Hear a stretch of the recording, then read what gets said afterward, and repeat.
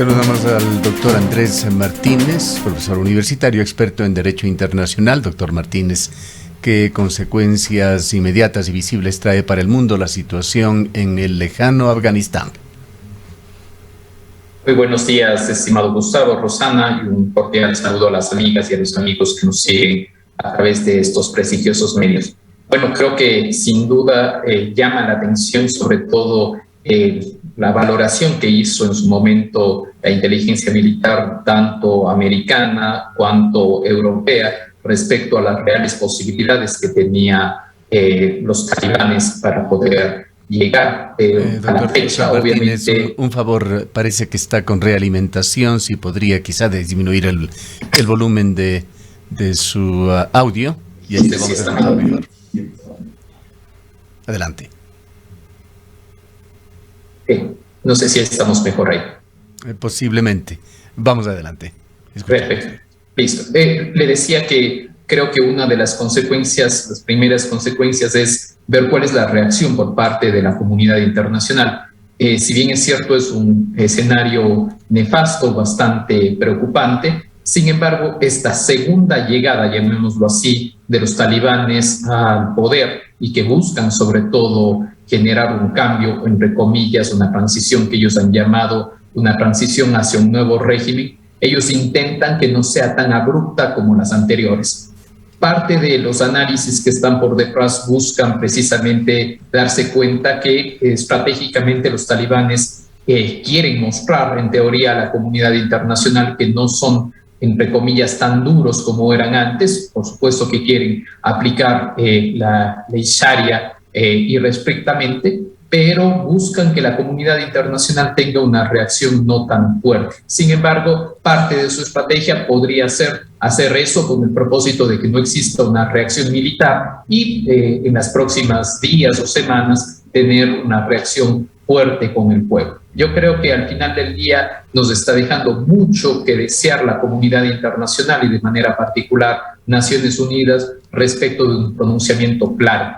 No puede ser que en el siglo XXI una turba de terroristas como lo son los talibanes se apoderen de un país, los miembros de las representaciones diplomáticas salgan huyendo y por supuesto que la gente pase terror. Creo que es necesario tener presente y sobre todo hay un tema que no deja de preocupar y que creo que hay que tener en cuenta al momento de hacer el análisis en el caso de Afganistán. Y son dos aspectos fundamentales que yo pediría que nunca se dejen de lado. El uno es el tema geográfico, su localización geográfica estratégica, y lo segundo es obviamente el tema religioso y étnico.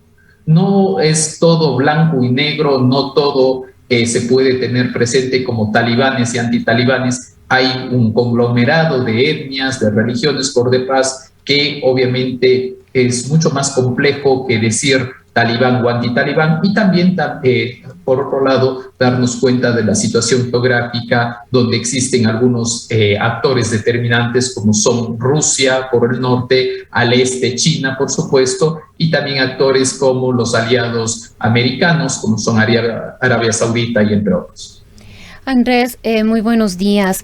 Se le ha cuestionado al presidente Biden por la toma de esta decisión. La pregunta es, en este contexto geopolítico, histórico, también religioso, ¿era pertinente y oportuno que Joe Biden tome esta decisión? ¿Fue ingenuo al tomar en este preciso momento la decisión de sacar a las tropas estadounidenses de Afganistán? ¿En qué momento debía hacerlo?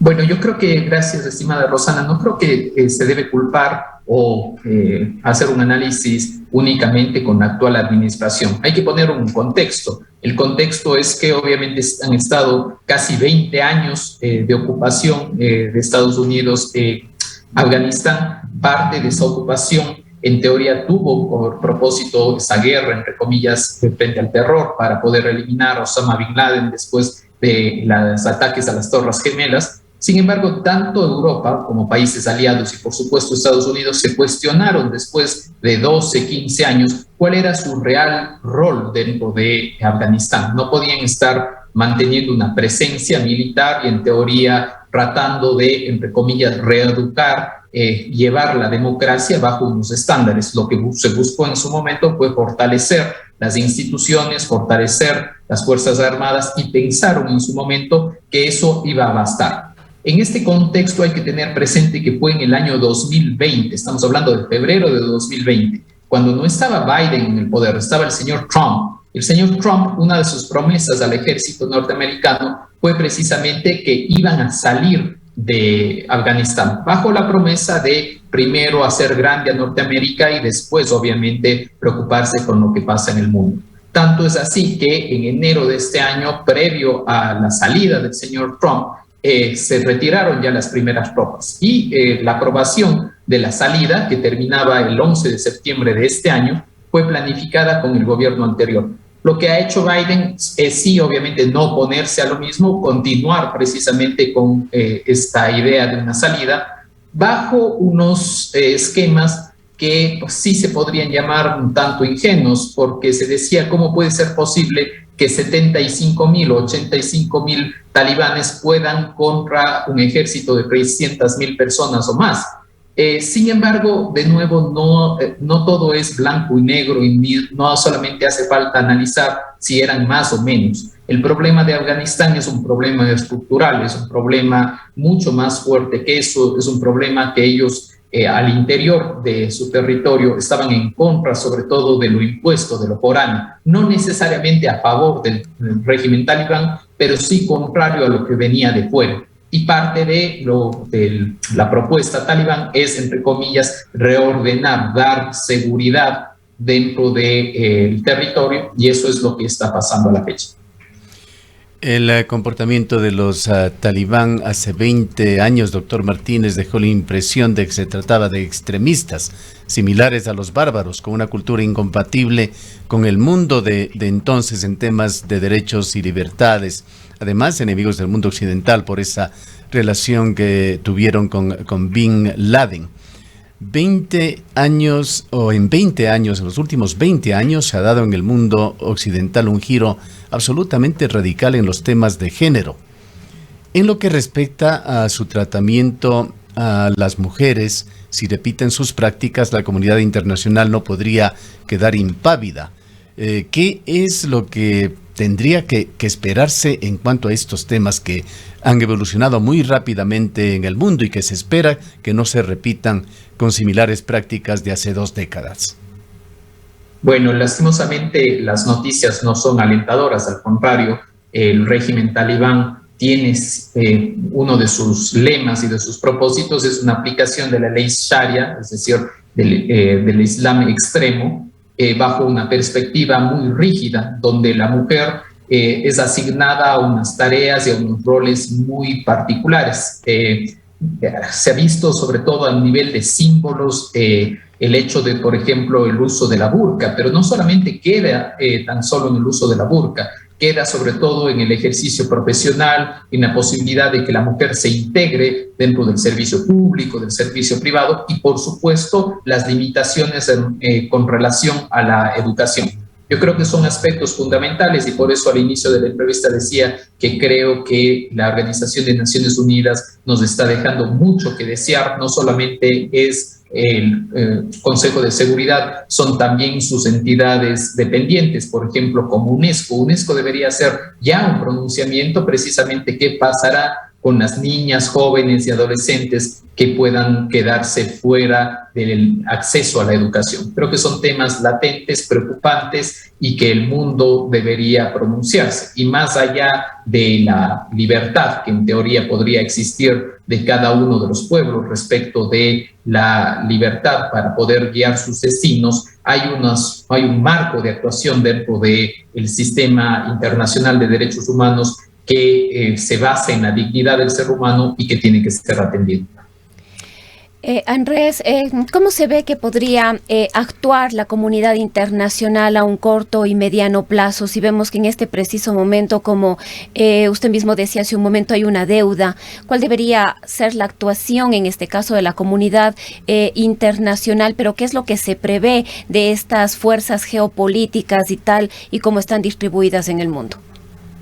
Bueno, yo creo que debería haber un pronunciamiento primero urgente y después a mediano y largo plazo. El emergente debería obviamente responder directamente a qué puede llegar a suceder con muchas personas que trabajaron, por ejemplo, con las civiles y con las fuerzas militares extranjeras en calidad de intérpretes, en calidad de contratistas, etcétera, porque parte de la venganza podría llegar por ese lado.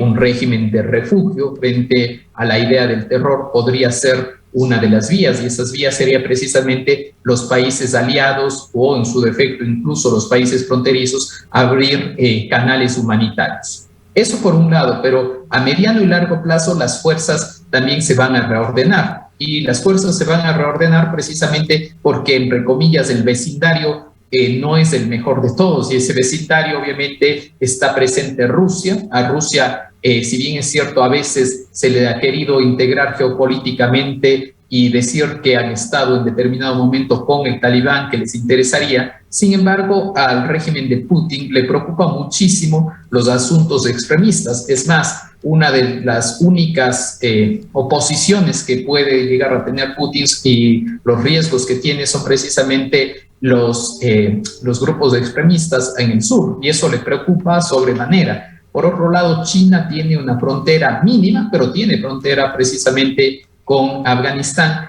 y de manera particular a China le interesa la explotación de recursos minerales en dicho país. En consecuencia, intentará mantener una relación. De pronto no habrá un pronunciamiento directo frente a lo que pueda llegar a ser el régimen talibán, porque tiene intereses directos respecto de explotación, mientras que Estados Unidos, Gran Bretaña, tienen intereses en el resto de países vecinos, y en consecuencia van a tener que tener una respuesta. Y esa respuesta puede venir dada, obviamente, a partir de sanciones a nivel de comercio internacional, por ejemplo, ayudas, y por supuesto sanciones sobre todo a fondos, ahorros y exportaciones que tenga este país. No se olviden también, a más de los recursos naturales no renovables que existen en el país, también existen situaciones preocupantes a nivel de siembra, por ejemplo, de opio, que es uno de los mayores productores dentro del mundo.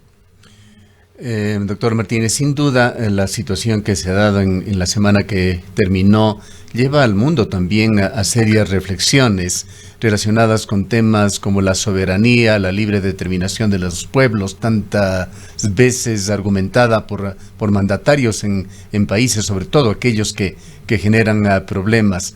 Las críticas que se hace al papel de los Estados Unidos, de la Unión Europea, de esa especie de policías del mundo, a veces a Naciones Unidas, que tiene también sus propias fuerzas.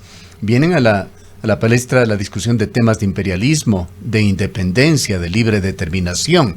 La pregunta es, ¿qué grado de injerencia debe tener la comunidad internacional en el destino de los países? ¿Cuáles son los límites y cuáles deberían ser los alcances? Yo creo que hay un límite claro, y el límite claro es precisamente la dignidad del ser humano. En tanto en cuanto se lesione la dignidad del ser humano y se atente, obviamente, contra su esencia, la comunidad internacional tiene que reaccionar, más allá de conceptos como de soberanía, y que la soberanía al final del día, si bien es cierto, se entiende como la capacidad de autogobernarse, de mantener relaciones externas, no quiere decir que dentro de mi país puedo hacer lo que yo quiera. Al contrario, formo parte de una comunidad internacional, y en esa comunidad internacional se han llegado a ciertos acuerdos. En este caso, tratados internacionales de derechos humanos que establecen, en este caso, el marco de actuación. Por otro lado, en los aspectos democráticos, aquí sí de pronto nos puede llevar a la reflexión que en algunas ocasiones el simple hecho, entre comillas, de exportar la democracia, y digo exportar la democracia bajo un concepto occidental, no necesariamente puede llegar a calzar en determinados momentos dentro de una estructura. En el caso de Afganistán, de manera precisa, parte de esa ocupación, durante esa ocupación de casi 20 años por parte de las fuerzas estadounidenses y por supuesto también europeas, hizo, entre otras cosas, que se genere una propia asamblea constituyente y que se redacte una constitución. Sí, por obvias razones se intentó que sea lo más representativa posible, La crítica vendría en este sentido y sobre todo la gran pregunta que nos haríamos sería si realmente esa asamblea llegó a ser lo suficientemente representativa y llegó sobre todo a captar los reales intereses de todos los actores dentro de Afganistán.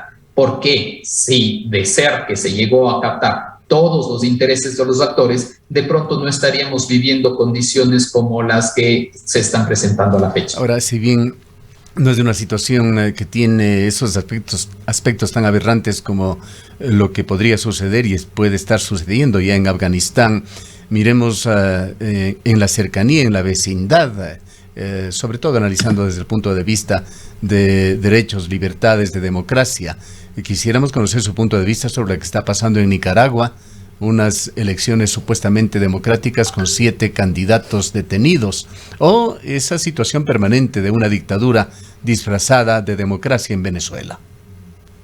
Bueno, yo creo que en el primer caso, estimado Gustavo, creo que ha habido un pronunciamiento por parte de algunos estados y se está esperando cuál es el pronunciamiento del resto, porque más allá de, obviamente, el respeto a los asuntos internos de cada uno de los estados, por otro lado, también hay situaciones que llaman poderosamente la atención. No puede ser posible, y creo que es intolerable, cualquier persona que se precie de republicano, de demócrata, sabrá que no se puede permitir que en unas elecciones se trastoquen los intereses de los ciudadanos y, por supuesto, de sus representantes y se limite de tal manera la participación de actores políticos detenidos en casi una decena y, por supuesto, también de manera particular que se silencie a la prensa, una libertad de expresión censurada, maltratada, golpeada. Esto es intolerable y creo que se lo tiene que decir de esta manera. No hay medias tintas para decirlo de esa manera. Yo creo que lo que debería de vengar al final del día es que la comunidad internacional no reconozca este proceso electoral, que se lleven las garantías precisamente en un futuro para que se lleven procesos transparentes, abiertos, democráticos, donde las y los nicaragüenses se puedan expresar en las urnas y que ellos, no un tercero, ellos directamente puedan obviamente elegir a su próximo gobernante. Sin embargo, en el caso venezolano, creo que es más complejo que eso porque, como sabemos, se están viviendo unas negociaciones. Y esas negociaciones al final del día lo que buscan, entre otras cosas, es calmar un poco los ánimos exacerbados de la oposición y sobre todo generar las condiciones, y son idílicas, esperaría que me equivoque y que realmente al final del día eso termine sucediendo y que se presten las condiciones para que se den unas elecciones libres, democráticas y directas, que al final del día expresen la voluntad de los venezolanos y que les permita salir adelante de una crisis que lleva sumido al país en años de pobreza, inestabilidad y corrupción. Bien, muchísimas gracias, doctor Martínez, por habernos acompañado y haberse referido a este tema de tanta actualidad, el de Afganistán, y paralelamente a estas situaciones sobre lo que sucede en 2 países supuestamente democráticos en América, Nicaragua y Venezuela. Son las 8 horas.